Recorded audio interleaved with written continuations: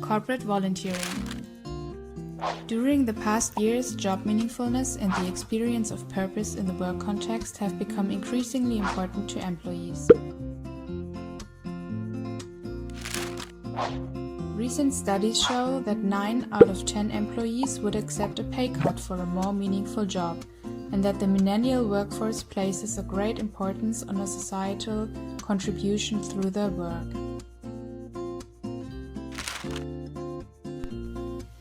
In order to answer calls for more meaningful jobs, more and more companies introduce corporate volunteering programs.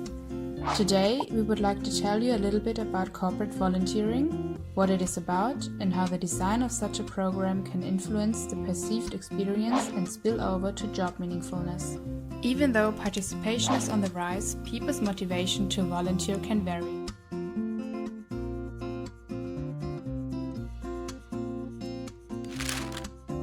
Take Alan and Simon as an example. They know each other from university and now work in 2 different companies. Alan is 27 and works for a company where they have a lot of experience with corporate volunteering. She's very passionate about her job and loves what she does. Simon is a software engineer in a small company. He's not very fulfilled by his job as it is quite monotonous and with rare interaction between other colleagues or customers. He often questions the contribution of his job to society and misses a deeper sense of purpose. That's why he seeks for compensation to really make himself useful.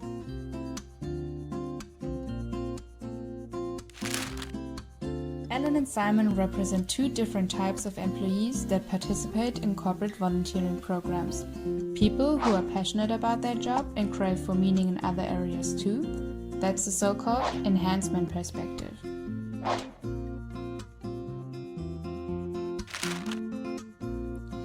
And then there's a compensatory perspective, which proposes that people who lack meaning in their jobs try to look for meaning in other roles, for example as volunteer, to make up for the missing job meaningfulness, just like Simon.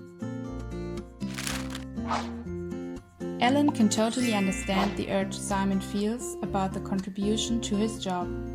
She participates in a volunteering program offered by her company and is convinced that this will perfectly meet Simon's needs. But unfortunately, his company does not offer any of these programs. Alan suggests that he could simply ask for it, as there are many different ways to volunteer. A common type of corporate volunteering is to participate in corporate social days, where employees usually support non-profit companies with traditional tasks that are not skill-based, such as painting a kindergarten or working at the food bank. Mostly, companies run such a project in cooperation with external partners, and sometimes the duration can be extended to a whole week or even a month of service.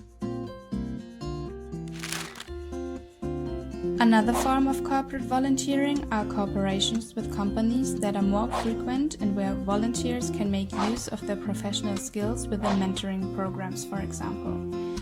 Sometimes even the whole team is involved in such a project, and the organization supports their employees with product donations or logistics. A third variation of corporate volunteering could be a delegation of employees to a specific project that runs for a couple of weeks. The contribution could be either based on the volunteer's professional skills or soft skills such as innovation management or leadership.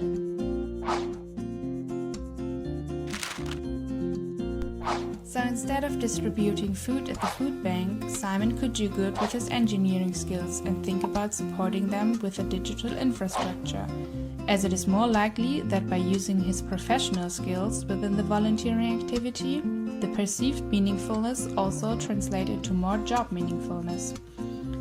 But also employers play an important role in this process, as the spillover effect also depends on the employer's recognition.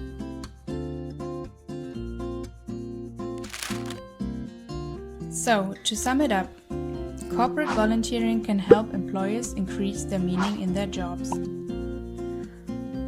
For companies who introduce corporate volunteering programs, it is important to understand how the design of such a program influences the perceived meaning of the volunteering experience, and under which conditions this meaning can spill over from the volunteer to the job role. When designing corporate volunteering programs, it is important to consider the degree of professional skills used during the volunteering activity and the level of autonomy that is granted to the employees while volunteering. Results show that utilization of professional skills and autonomy during the volunteering assignment increase volunteering meaningfulness.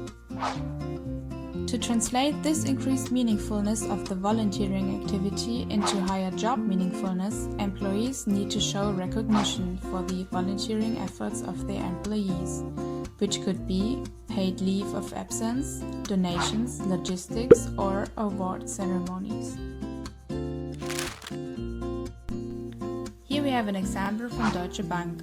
They support projects worldwide with up to 80 million euros per year.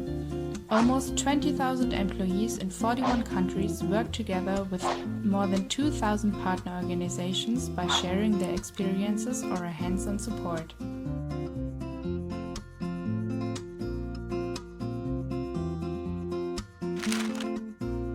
But Deutsche Bank was only one of the many examples. There's also other large companies that use corporate volunteering. For example, Deutsche Post with its Global Volunteering Day, SAP with Social Sabbatical for Global Engagement, and BASF with the Mitmacher. These are just a few examples from a very long list. By participating in one of the many corporate volunteering programs, Simon could have a greater job satisfaction, show more motivation, and feel a higher level of job meaningfulness. Thank you for your attention and stay healthy.